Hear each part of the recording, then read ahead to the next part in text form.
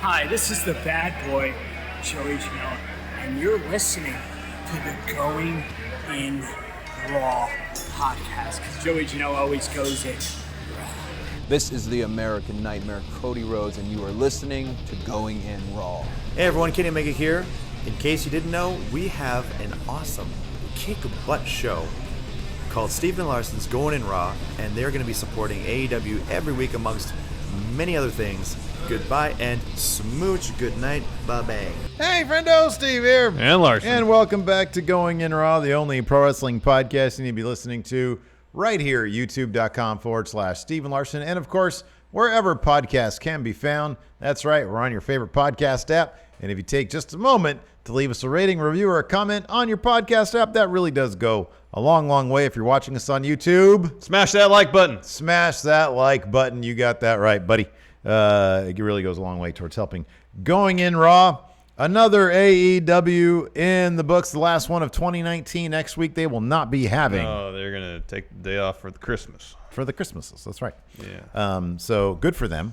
Yeah, maybe it'll give them time to sit and spend time with their families and reflect on what we've seen so far on AEW, because last night had the possibility to be a good way to close the year. Yeah. Instead, it seems like the show is kind of almost universally getting dumped on.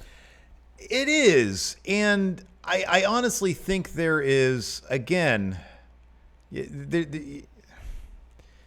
is a massive microscope on these people. There's a and huge I know spotlight. you say this a lot, and you're not wrong. There's a huge spotlight. They're learning as they go.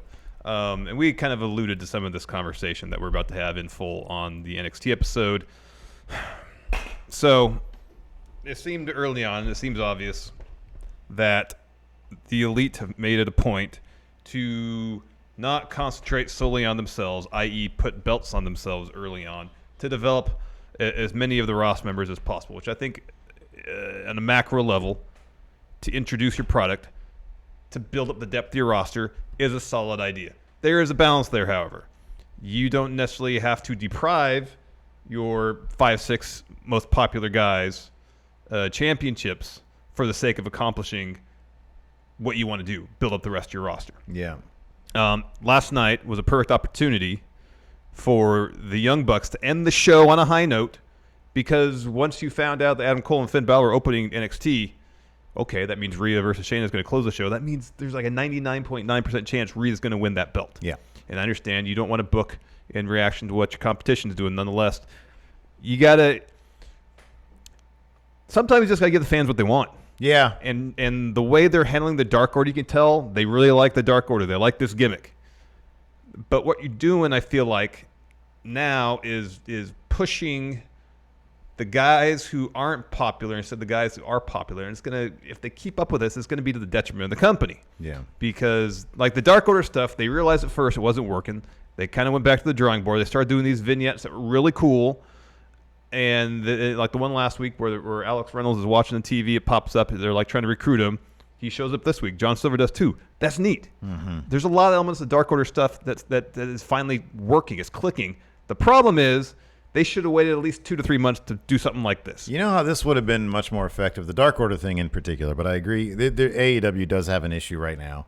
And I think a lot of people are willing to give them. I think a lot of people are really harsh on them because they thought that out the gate it was going to be like, hey, they're going to book, weekly television, and it's going to be great because they said there's no writers and there's this, and it's going to validate everything that Vince McMahon does wrong, and they're going to do it all right. And it doesn't work that way because weekly television. It's difficult. Seth Rollins said this, and it's totally true. And he might have said it in a condescending manner in reaction to WWE's issues with their creative, and that's a completely different thing because they've been doing it forever. They should know how to book compelling creative. They have the formatting down. Yeah. They need a book. They need like good ideas. Just the simple act of booking week-to-week wrestling is not easy. Like, it's not an easy thing to do. And on top of that, yes, there is that element of people want the elite. They watch being the elite. They don't watch being the Dark Order. They watch being the elite. They want to see the best wrestler on the planet, Kenny Omega, be the best wrestler on the planet. They want to see the Young Bucks be the most dominant tag team on the planet. And they're not doing that. And I understand why. Like you said, they're trying to spotlight the rest of the roster to the detriment of themselves. Yeah. There's a balance there, though, and they need to realize there's a balance. Like if Cody wants to be in that program and take himself out of title contention, which there's always a way around that, but at least for the foreseeable future, that's totally cool. Well, there's a story there for him in that. Here's how you do. Here's. I mean, this is off the top of my head, but you're exactly right. This Dark Order segment to close the show. So the Young Bucks and SCU had their tag title match. SCU wins clean, and then the Dark Order, the creepies, like start swarming. Yeah. Evil Uno comes out. Silver and Reynolds come out. Yeah. They don't have their masks on yet. Yeah, because initiation. This is their initiation, yes. And that's how they close the show. And the crowd kind of like they booed. Well, well, first things first. When SCU wins, people are like, "Oh, all right." Yeah, and that's not any disrespect to SCU, because SCU got a great pop when they came out. Yeah, I think people just wanted to see the Young Bucks win. Yeah, they do. Yeah, and they did, and people were like, "Oh," because they had a great promo like during the show. There was a great video promo, and then the Creepers come out, and people were like, "Oh." But you do this, like you said, you do this 2 months down the line after you already have a couple of low level recruits. Evil Uno and Grayson come out, they do their thing, and then they unveil their big recruit, and it's some big name from the company. Or they do this. They because apart from it's Reynolds, like they're Hogan for the NWO. Yeah, they're Reynolds and Silver. But apart from them, it's just a bunch of guys in masks. So start filling out these guys in masks with people who fall under their spell, like Reynolds and Silver has. And it doesn't have to be a huge name. Save that for a major reveal. But there's like QT Marshall. He isn't winning anything. You know who a perfect name for the Dark Order would be? Recruited to the Dark Order. A perfect name for the Dark Order would be Brandon Cutler. Yeah. Because he is, in his own way, like the heart and soul of the jobbers. Yeah. And people really relate to that guy. And they've done such a great job humanizing Brandon Cutler and showing his story on being the Elite and on the show. Like, he always comes out, tries to help the Young Bucks, and he gets annihilated. And so he's a guy that could be a good starting point for them. Like, oh, my God, they got him. Yeah. And then you have your big name a couple of months down the line when you do this big reveal thing. Yeah, and it's I understand they really like, it seems obvious they like Grayson and Uno. They think they have something, and they're just so close to nailing it in their minds. But rather than taking the time to get to that point where something like this happens and people are like, oh my God, this is intense. Yeah, they don't want to. They're not taking that extra 2 to 3 months. Yeah. And now it seems like the Young Bucks are in a feud with the Dark Order, where it still feels like they have unfinished business with XLAX. Like, there should be at least one more match between those two teams. Yeah, I get the. I mean, that's the problem. It's like the death match, that was their blow off. Yeah, I know. Because that was fairly definitive. Yeah, the Young Bucks won clean. Yeah, they won clean. But it's like the XLAX won a match and Young Bucks won a match. Yeah. So, yeah, they're moving on from one where you thought was going to be like super faction warfare, the Elite versus the Inner Circle. They never really blew that off. They just moved on. Now they're moving on to this Dark Order thing. But, I mean, this is my thing.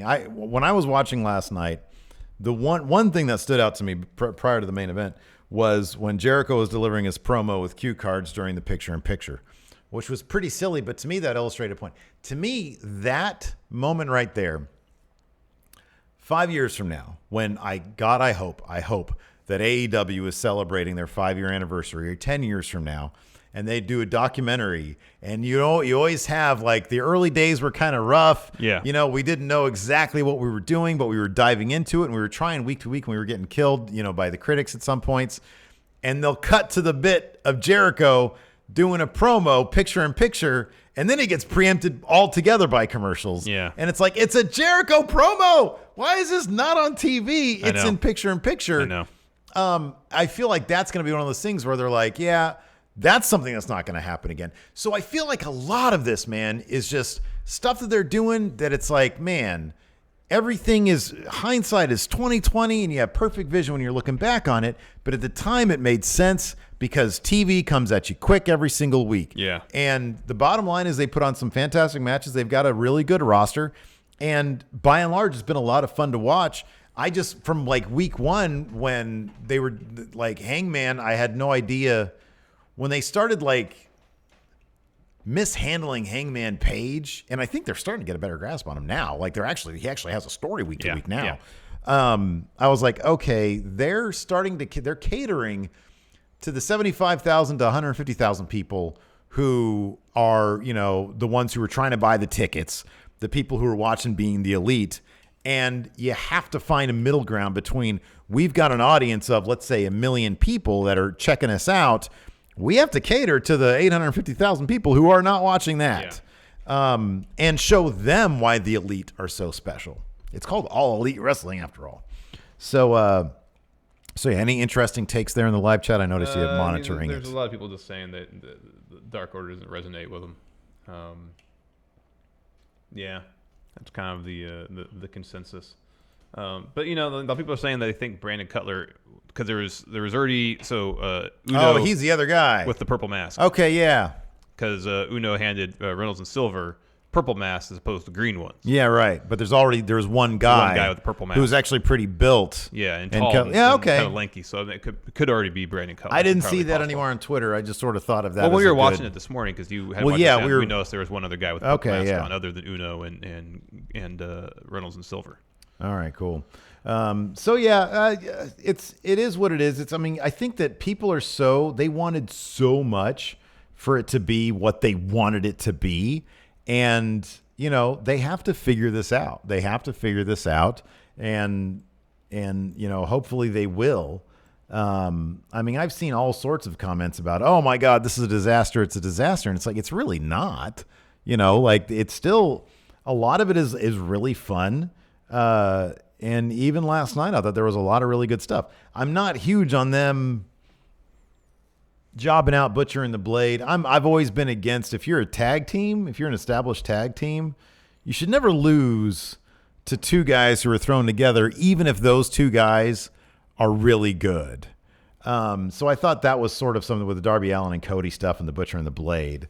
I wasn't huge on the Butcher and the Blade taking a loss. Sometimes AEW, they'll dig themselves in a hole creatively. Darby Allin says, Cody, if we win, I want a match against you. It should have been, Cody, if I help you out and if I give you my all in a tag match, you'll give me that match. Then they can lose, and they still get to do the Darby Allin Cody thing because he gave it his all. Yeah. But the Butcher and Blade should be better than them as a tag team. I think so, yeah. No, I understand that. But I thought the Jericho Jungle Boy stuff was really good. Yeah, that was really good. Let's just hop right into it. All right, so show kicked off with Kenny and Hangman Page taking on the Lucha Brothers.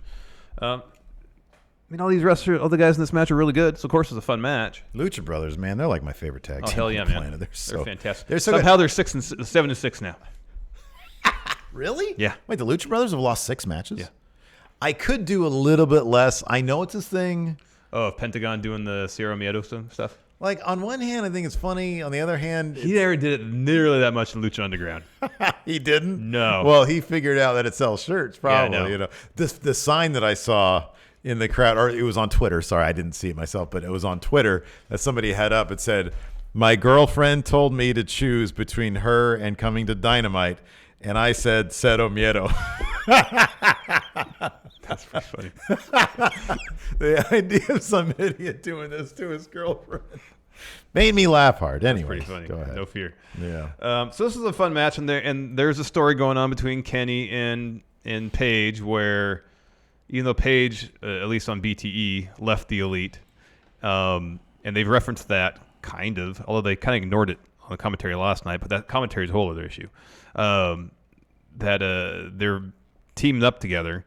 So the finish of the match saw Page accidentally hit Kenny with a buckshot lariat that allowed the Lucha Brothers to pick up the win with their finish. Mm-hmm. And so they're in the ring, they're having words, and then kind of awkwardly Pac shows up on the Tron.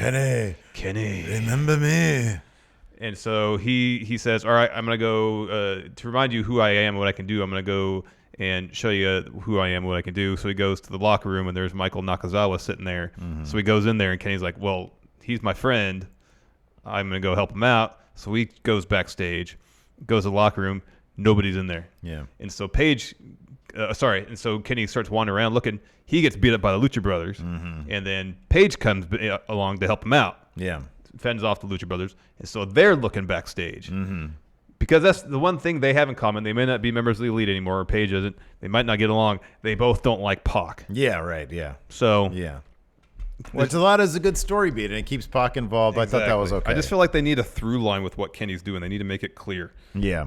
And how that path is eventually going to lead to him whether it be getting past Pac or not, or having a feud with Paige or not, how that eventually is going to lead him getting into the world title picture. Because at the end of the day, that's what people want to see. Yeah. And if we learn anything from WWE, not to say you have to give the fans what they want all the time, but you have to give them what they want enough of the time that they feel satisfied watching your programming. Yeah, and I do think it's unfair necessarily, and that's why we're probably in the new year going to stop doing, like today we're not going to do a Who Won Wednesday, but it's sort of unfair at this point to compare the two of them, simply because Triple H knows it. At this point, it's like a science to him.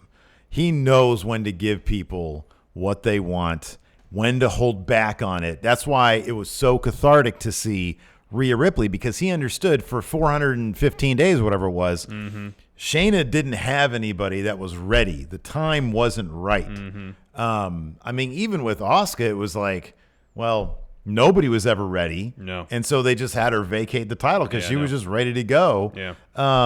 And so it's going to take time for them to sort it out. Like it just illustrates just how not easy it was. And maybe, maybe there does need to be, I've heard endlessly about, it's like a booking committee that's going on. Yeah. And I don't know the ins and outs I know the Elite are in charge. I don't know the ins and outs of what they're doing. I don't know. Maybe Cody is in charge of the men's division. Maybe, I think from what I understand, Kenny's in charge of the women's division. Obviously, the Bucks are in charge of the tag division. Yeah. They're doing the best they can, and they have to, I've said this a million times, they have to second guess everything they do because of who they are. So I don't know. Maybe they do need to bring in Vince Russo.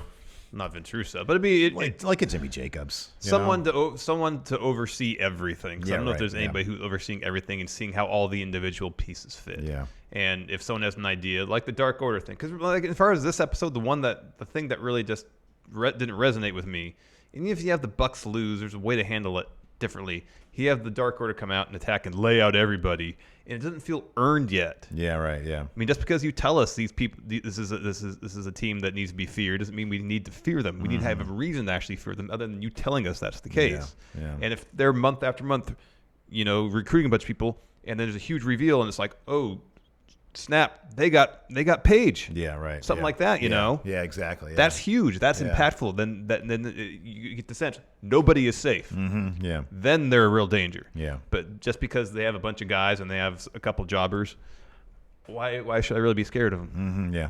Like Kenny should be able to drop all of them except maybe for Grayson Uno with V triggers. That was a great V trigger that he doled out. That was great. It was coming down completely in stride. So after that, we had the Butcher and the Blade versus Darby Allin and Cody. Of course, we already mentioned this. Darby Allin said, Cody, hey, I'll help you out, but if we win, I want this match. Yeah. And the Butcher and the Blade, man, they're really good.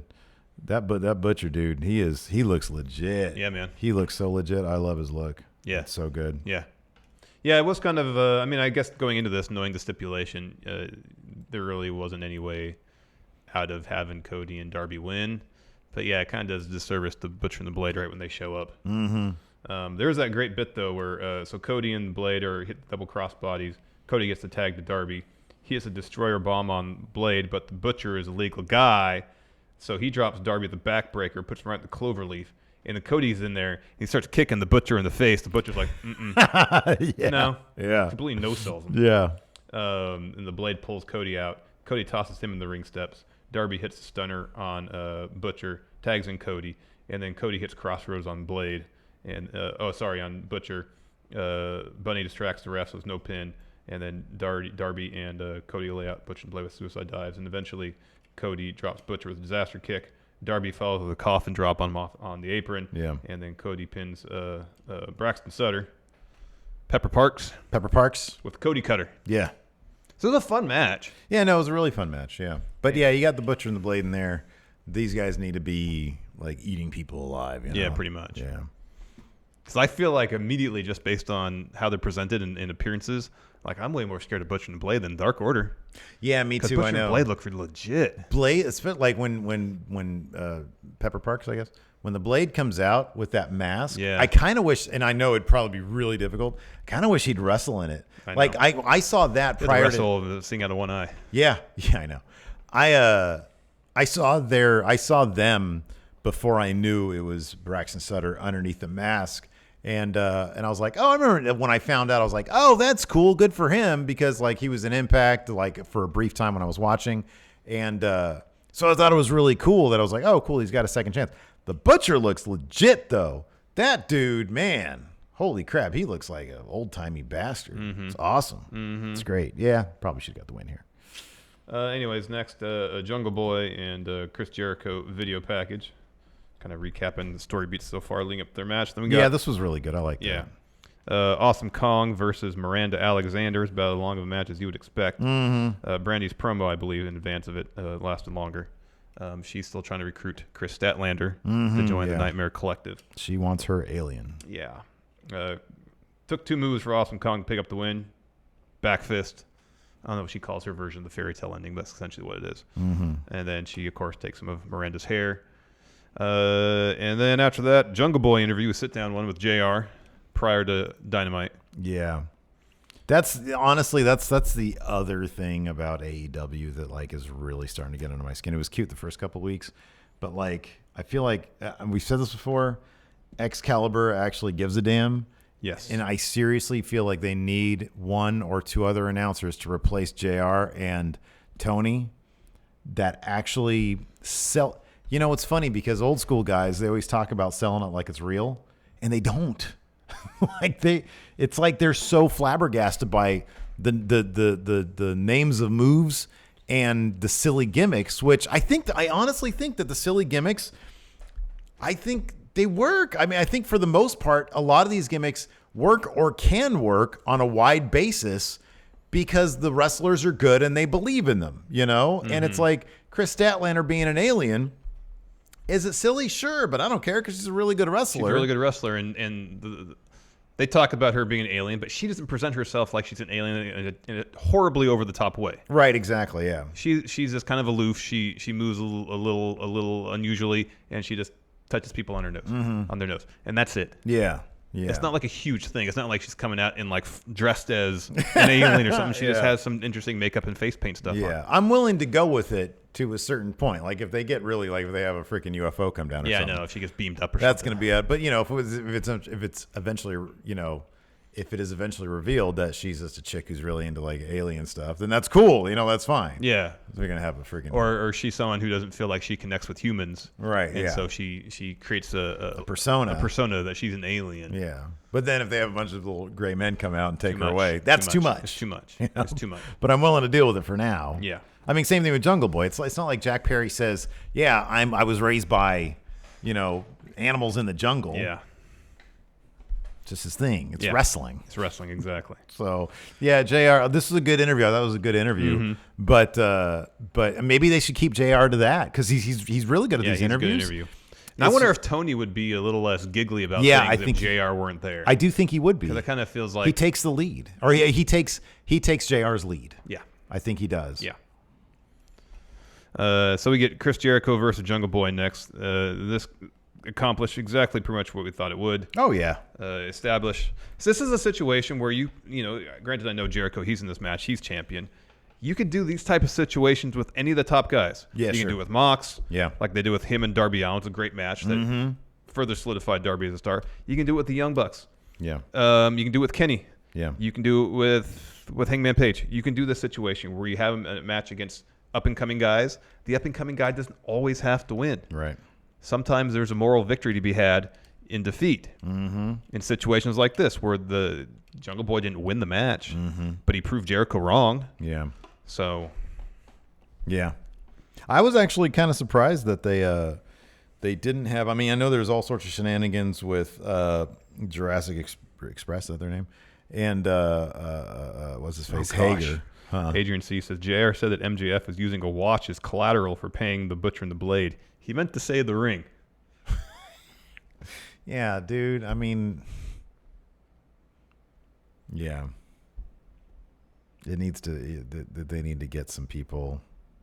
I mean, I totally get. I understand. Like, you want to be. An element needs to be a throwback to to the glory days of the Monday Night Wars or whatever. But you can do that in different ways.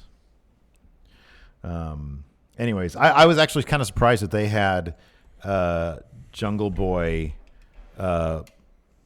notch his own victory in a way that was as clean as it was. Yeah. I was wondering if they're going to do a thing where Jericho having the lion tamer, whereas the clock was counting down, and he just couldn't take it anymore and tapped at like 9:57. Right? Yeah, we've seen that before, Yeah. Instead, Or at 9:57, Jericho cheats to get the hits win. a Judas effect out of nowhere against the pin, something like that. Yeah, but instead, no. Yeah. So he did have him towards the finish there in Lion Tamer, and yeah, he held on for like a good minute. It was 90 or so. seconds. Yeah, almost 2 minutes. Yeah. But Jake Hager came out with Jericho. He got involved. Luchasaurus and Marco Stunt, of course, were out there, and they all got tossed from ringside during the course of the match. Yeah. So after Jungle Boy withstood the Lion Tamer, lasted the 10 minutes, then Jericho goes down to Justin Roberts, grabs the mic, says, "I want 5 more minutes. Give me 5 more minutes." And so the bell just rings. So Jericho tries to toss Jungle Boy from the ring. Jungle Boy skins the cat. Tries for a couple of roll-ups. Jericho kicks out of them all. Jericho storms out of the ring, grabs his title, goes up the ramp. And then he eventually runs back down, I guess after Jungle Boy leaves, and starts trashing everything ringside. Gets in the face of Jungle Boy's family, who's sitting ringside. And then leaves again. Tony meets him at the top of the stage. Tried to interview him. Jericho grabs the mic, threatens to beat up Tony, Schiavone. And then he changes the subjects to Moxley about his invitation to Mox to join the inner circle. I almost said Dark Order there. He says, I feel like I know how Mox will respond after discussing over with his wife. Yeah. With his lovely with his mother. lovely wife and his mother that I've met before. Yeah. And he says, so the inner circle is convened at the inner sanctum. That's a mansion. You know what a mansion is? It's a house for rich people. It's a really big house. Yeah. Casa Grande. Yeah. And Jericho says, we have a huge surprise waiting for you, Mox, should you say yes on New Year's Day. Ooh, that'll be fun. That'll be good stuff. After that, we had an SCU This interview. was actually pretty funny. I was interrupted by the Lucha Bros. Pentagon had his iPhone out, and he kept on replaying Daniel's botch. I didn't watch Being the Elite, but apparently it was called Chris Daniels' Botch. Yeah. The episode was. And so the Lucha Brothers saying, it's obvious, Chris, you don't have it anymore. Yeah, what did he said? I think he said something like, because his English, Pentagon's English is not very good, but he said something like, "Don't have it," or something like that. He said something like he lost it. Yeah. But in like just the most broken Spanish. It was hilarious. And then Kazarian's like, English, Chris, rather. you gonna let him say that? Yeah. And then Chris walks away. Yeah, man. He was embarrassed last week. Before he's gonna let him say that. Yeah, man. I mean, there's video evidence there. You effed up. You effed up. Yeah. Next, Chris Statlander versus Britt Baker. Winner would be the number 1 contender for Riho's Women's Championship. She was in the back watching this Yeah, match. they had a really great close-up of her at the end of this match. She should have done this. I know, but she was. But her reaction was that without the hands over her face. It was, Yeah. It was like, oh man, this is gonna be tough. Yeah. This is a fun match. I have to fight an alien now. Yeah, I know. Britt kept on going for lockjaw all over the place, and then come back from commercial, start trading moves in the corner. Britt goes for a lockjaw again. Chris gets out of the way, hits a running knee on apron, follows missile drop kick, gets a 2. I know Chris Statlander's only had like 2 matches. This is only her second, I think, one-on-one match on TV, but she's really good. I know, super good. That match last week against Sheeta was fantastic. It's weird that WWE just sort of left her signing papers on a desk somewhere. I know. But she would have been buried in there. I mean, their division is so loaded right I now. know. This is the perfect place for her. And she went. And I can't remember where it was. I read something about that like the primary reason she signed with AEW is because it's like immediate opportunity. Sure, yeah. So they're both on the top. Britt hits the superplex, tries to get Chris up for another move. Instead, Britt has to eat a fisherman driver. Britt hits a fisherman neck breaker, goes for a super kick. Statlander catches it, hits kick of her own, charges towards Britt. Baker hits the super kick, goes for lockjaw, powers out. And so she powers out and has her up in kind of like a fireman's carry position, and then brings her forward to hit her finish. Yeah. That was a pretty impressive spot. Yeah, it was. And then, like I mentioned, that great reaction of Riho backstage watching the match where she's like, oh, dang, I got to wrestle an alien now. That was good stuff. And then so Tony comes out to interview Statlander, and she just bops him on his nose. That's her way of saying hello, I guess. Brandy comes down. She says, "Tony, you can get out of here." After her mic wasn't turned on the way. It's like, "Oh, you left this microphone here for me, didn't you, Tony?" Again, it's one of those things where like I just feel like when the weird thing is like I know TNT is are they just paying for production and not handling it? I think they're just paying for it. Yeah. So if the taskmaster, whoever is handling TV, it just feels like They got some kinks to work out still. Yeah. Well, it's funny. I was watching this with my youngest daughter, and Brandy comes out, and she asked me, "Is she mean?" Mm-hmm. I'm like, "Yeah, I think she's supposed to be, but she really seems like she comes off like a really nice lady. Yeah. Really nice woman." That's true. Yeah. Yeah. Anyways, I mentioned that. So, anyways, Brandy comes out. She sends Tony back to the booth. She congratulates Chris on the win and says, "I need to know, are you going to join the Nightmare Collective?" Chris puts her finger out to bop her and then does no. Waves her finger in her face. She turns to leave. Awesome Kong and Melanie Cruz are on the ramp. And then Brandy hits her with her high heel. Ouch. Right in the eye. Ouch. And Sadie Gibbs runs down. Check on her alien friend. Yeah. Yeah. After that, we had a Shawn Spears, Tully Blanchard promo where... Are they just getting away from the Joey Janela feud? So Spears wants to go to the tag division now? ACA, man. He sees where the money's at. Where was it the last time? Oh, wait a second. That's right. Janela, he kidnapped Tully Blanchard. Tied him up in the chair. Tied him up in a chair. Yeah, what the hell? Tully going to suggest to Spears that Joey be his tag team partner or something? Maybe. Although, yeah, I don't know. I don't know, man. Because, he was like, the tag team division, main eventing all the time. That's where the money's at. Yeah. We got to find us somebody in Tully Blanchard. I'll be honest, this promo kind of to me was like, they should have done this a couple more takes. Yes. Just like maybe 3 more takes, they would have nailed it. Well, I think Spears did fine. Yeah, I know. Yeah. Tully is a little bumpy. A little bit, yeah. He was like, me and Arn, when we were a tag team, we could look at each other. Didn't have to say a word. We just do spine buster. So anyways, they seem like they legitimately like each other, though. Yeah. So, like, who cares? I feel like a lot of it is with, Mox, when he was first talking about when he first got to AEW, he was like, we just went and we did a promo real quick, and then we did another one. We did 3 promos in like 10 minutes. Mm-hmm. It's like, sometimes you just take a little bit of time.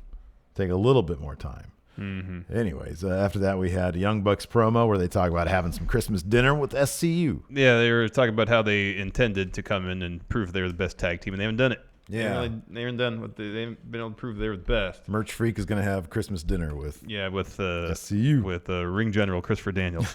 Yes. And they mentioned we're going to have SCU over for Christmas, and it's going to be really awkward when we have their titles in front of our families. Mm-hmm. It's like me and Big Red, I'm going to have my title out for when we do Christmas dinner together. We're not doing Christmas dinner together. Really? No, I'm not even going to be in town for that. What a drag, man. I sent you the invite and everything. I received no invitation. Anyways, this Young Bucks match was really fun. It was fun. They bounce on ropes a lot. They do. And it's really impressive when they do that stuff. I know. And then Scorpio Sky. It is bizarre. Isn't it weird that Scorpio Sky is not like a huge singles star?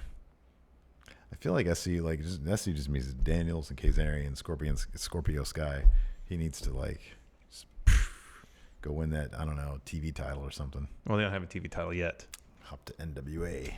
Get that TV title. I feel like that's a step down. It is a major step down. Oh, it's not it's a major step down. Anyways. It is, yeah. NWA, they broadcast on YouTube. Mm-hmm. So do we. Yeah. Scorpio Sky show up here. It'd be a major step down for him, too. That'd be rad. It'd be awesome. He'd be great. I'd love to have Scorpio Sky replace you as my co-host, but it'd be a huge step down for him. Oh. What? Nothing. Yeah. Okay. Move on. Am I taking that joke a bit far? Yeah, a little bit. Hurt my feelings. Oh, man. What would you wouldn't know what to do without me. Get out of here. Oh, I did okay in the 3 weeks you were gone. Yeah, I know. Every once in a while I'll watch, and I was like, and I saw the comments. People were like, man, I like Cal better than Steve. I'm like, the heck, people. Oh, well. I like Cal better than Steve also. Anyways. Except he did say he say that on camera? Was I not supposed to spoil that? No, I thought he said it back. Didn't he say it on the stream? I thought so. The thing about like he totally defends people staring at refs for the counts. Yeah. Oh boy. And then he claimed I wasn't there at the DeVille Well, for that's his true. show. You weren't there. No, I showed it to him on Twitter in the picture. It was like way up in the back. I had to No, get the I was- bird's eye view. I was there. Too many people were coming up to me asking me for the Too Good Brother. Oh my god. And I was like, I got to go incognito. I put on a fake mustache and a baseball cap and some sunglasses. You look like the Unabomber. Yeah, exactly. Anyways, SCU won this match. They did a bunch of stuff on the ropes. A bunch of people Yeah, it was flipped and cool. stuff. I mean, they hit all the usual spots. There's nothing. It's like the what's impressive about Young Bucks in SCU tag matches. They managed to do all the usual spots, but put them together in new and creative ways. Yeah, it's like Mexican food. It's all the same ingredients, but for some reason, when I eat enchiladas versus like a taco, man, it's great. It's two different experiences. Yeah, I guess so. Yeah. All right. Kind of. I don't know, man. Let me ask you something. Were the Young Bucks putting on better storytelling matches in New Japan than they are in AEW? I always go back to the Young Bucks versus the Golden Lovers. Yeah. Holy crap. The storytelling in that match. And then just down the stretch in New Japan, their storytelling. All the matches they had with Roppongi Vice. Yeah. And I'm not saying taking anything. Like when I watch these matches, I am truly blown away by the level of creativity and how they bounce off the ropes and stuff and do flippy cool stuff. Seriously. And I'm not saying, I feel like. Like I felt this one had a decent enough story where Matt especially was really selling the effects of the match last week. Yeah. But then if you're there live and comment and you're not watching on TV, so you don't hear a commentary mentioning it, that might not translate per se. Mm-hmm. I mean, maybe he shouted, "Oh, my back hurts from Santana hitting me." I don't know. I didn't pick that up. There were so many table spots last week. I know. I flung through myself through 3 tables last week. Last week, the story was basically, let's see how many tables we can go No through. table is safe. No table is safe match. The table's doing the job last week. But it's always really fun. Yeah, it is fun. I know what you mean. I know what you're saying. But okay. So here's my thing about this. They had that video package where they talked about it's awkward, right? I didn't see it in the match necessarily. How it was didn't they shake hands before the match started or something? Yeah, but at any point during the match, did they ever approach a limit that might be too far and then step back because we're about to have Christmas dinner with them? No, I know. That'd been nice to do that because that's what we saw. And from they're the Golden Lovers totally match. capable. You're right. Yeah, that's what they're we saw. totally capable. But that was more so from Kenny's standpoint. Although I guess that dude is an amazing storyteller in the ring. Yeah, well, I'd like to see more of it. Who, with Kenny? Yeah. Well, I get the Hangman stuff. It's good. We saw that stuff. It's good, but I mean, nothing that rivals. We haven't seen anything from him in AEW that rivals anywhere close to what he did in New Japan. In terms of storytelling. Yeah. In terms of pure storytelling. Yeah. I feel like he's had good matches. He's had really good matches. It's impossible for him to put on a bad match. But anyways, it'd be nice. Was it Nick who had a bloodthirst to destroy Kenny in that Golden Lovers match? Or was it Matt? I don't remember. One of them was really gung ho about beating the hell out of Kenny. Oh, I forget. I don't remember. I just remember that match was freaking off the hook. Yeah. The emotions. Yeah. That was a really good match, and it was long and it was brutal. So, and then the Dark Order come out and they we kind of talked about that. I attack everybody. Hey man, I wouldn't replace you with Scorpio Sky. I wouldn't do that at all. Oh, don't get self-conscious. I don't care I'm about not your dumb self-conscious jokes. about it. It's a dumb joke. I firmly believe. Still see him design a cool shirt. I can design a cool shirt. Hey, can we please put that? You know what? For that joke, you did hurt my feelings. So in response to that, can we please put the Snake Larson shirt on sale? No. It's such a good design. You're going to let that go to waste? Yeah. What if I just do the same general design that isn't a Snake Larson shirt? Would you be okay with that? What's it going to say instead of Snake Larson? Then? Going in raw.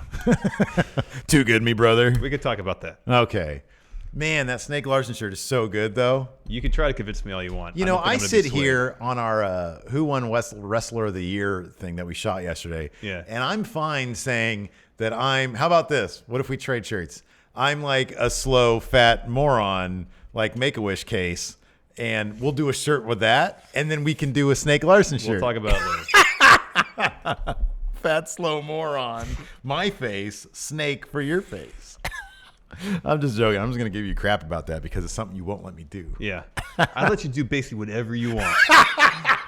And I put my foot down once.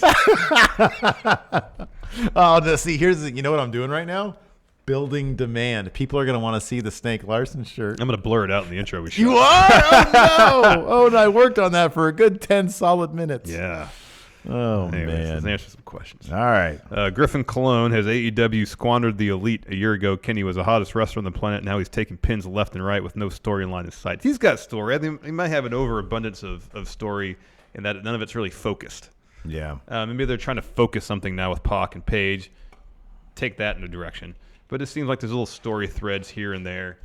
And like it seemed like for a bit there was a crisis of confidence thing, and then he started winning out of nowhere. And now he took this pin, but it made sense because there's a problem between him and Paige. I don't know. I just think if last night the Young Bucks had won the titles, the crowd would have went home happy. It would give them as a unit, and I don't mean kayfabe wise, I mean as the brains behind AEW, feel like they have some momentum. The criticism that they have not booked themselves strong enough is nothing new. This has been, I'll be honest, I've been talking about this for months now. But it's really been bubbling up with even, their staunchest supporters, like Dave Meltzer has talked about this a little bit over the past month or so.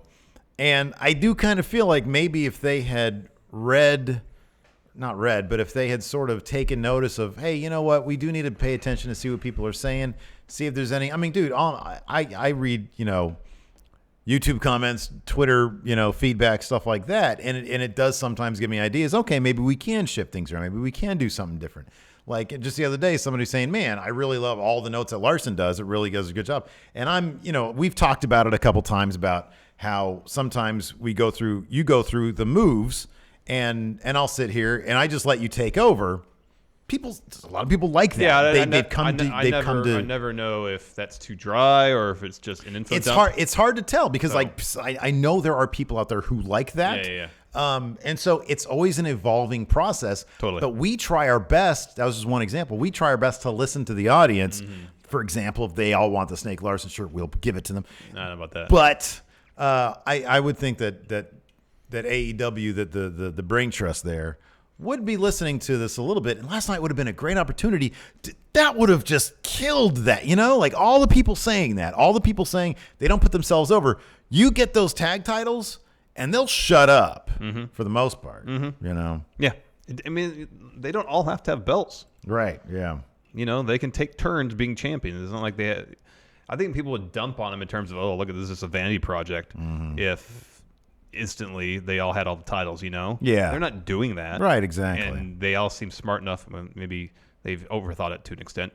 I never assumed they would do that to begin with. In fact, Cody's taken them out of the title picture completely for the foreseeable future, and that's fine. Yeah. But you can only not give the fans what they want for so long before they're like, well, why am I bothering? Yeah. Stevie Bradley says that Mox Omega match didn't do anything for you. No, he loved it, but it was just death match. Yeah. That was literally like spot, death match, spot, death match, spot, death match. Yeah, let's move on to the next one. Essentially, who can take the worst beating and get up. Yeah.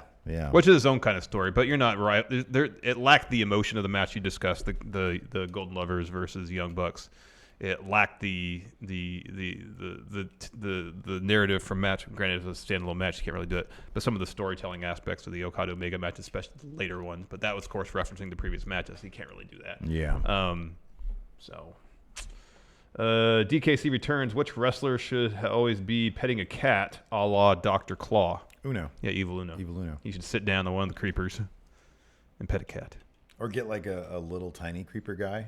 Oh, God. I don't know how you do that. You get a little person or like it's somebody's child. I don't know. Rich Hardesty, are you guys doing shows on the 30th or 31st? I'll be coming down the Bay Area to see about coming up and taking you out to lunch. I don't think we're scheduled to do anything on, not the 31st for sure.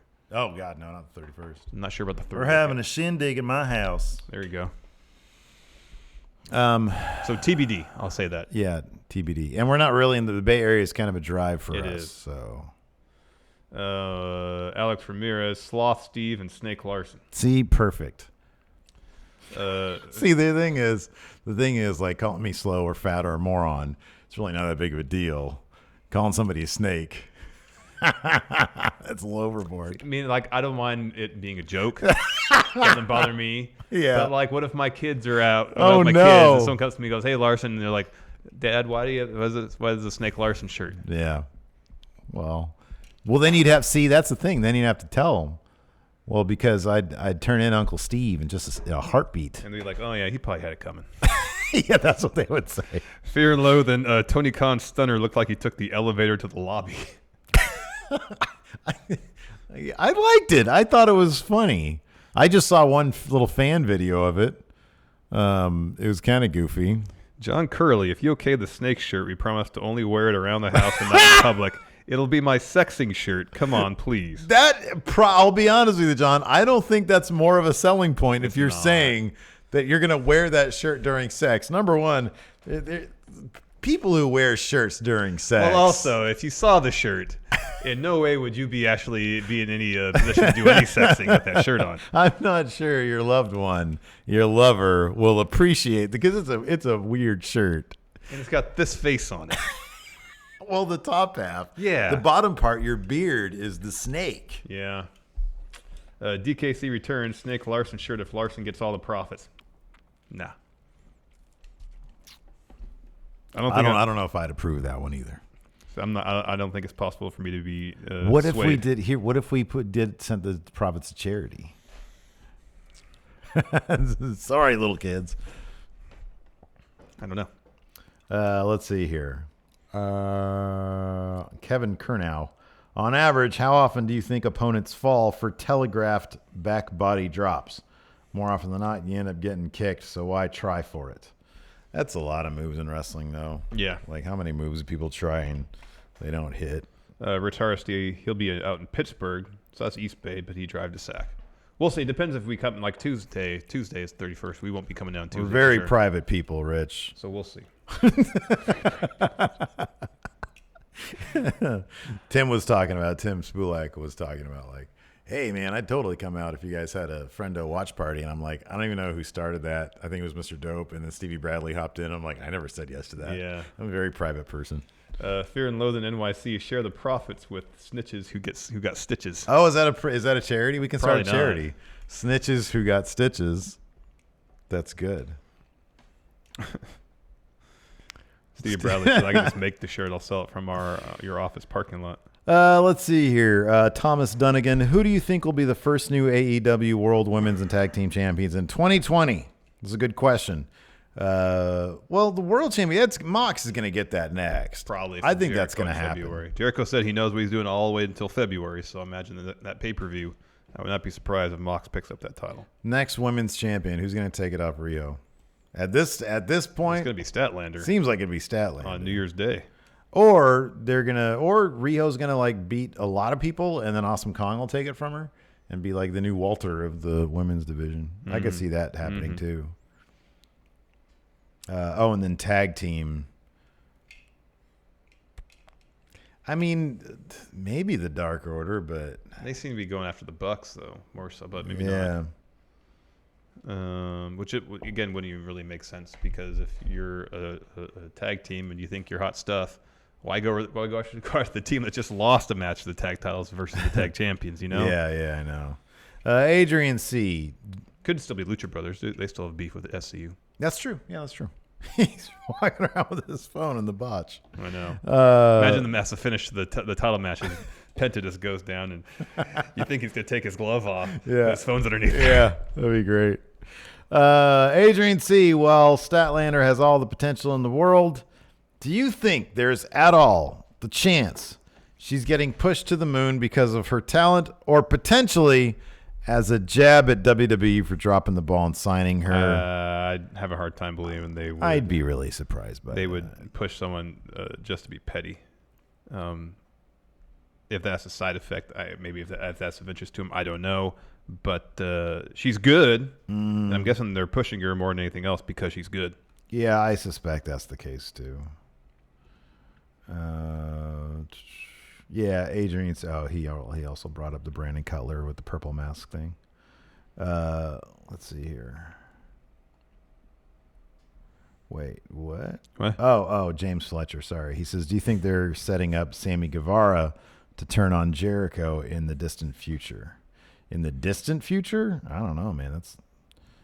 I don't know. Not yet. I don't think so. What are you laughing This at? Fightful headline, Orny Lorcan. I walked in on Chris Jericho taking a dump in 2009. That's amazing. That's probably just a Lorcan tweet, too, all caps. Yeah.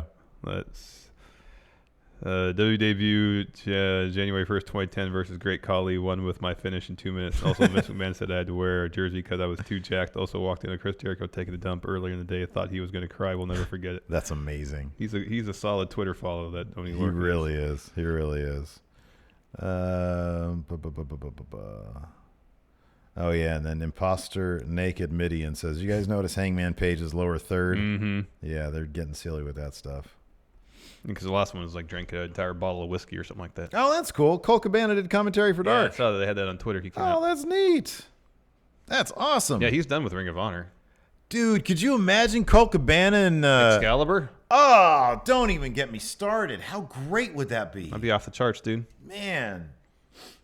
Cody's not gonna let go of Tony though. Schiavone, they're close. He might be close with JR too.